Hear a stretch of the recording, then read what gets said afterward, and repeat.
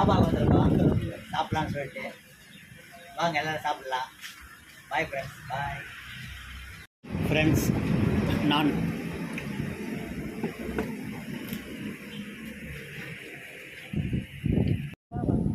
Friends வாங்க சாப்பிட்லாம். Chicken கிரேவியும் சப்பாத்தியும் ஆர்டர் பண்ணிக்கிறோம். வாங்க சாப்பிட்லாம். இந்த குடிக்க தண்ணியாக இருக்குது. ஃப்ரெண்ட்ஸ், முட்டைக்கறி சப்பாத்தி, முட்டைக்கறி, சிக்கனு பஞ்சாபி சிக்கன் கிரேவி.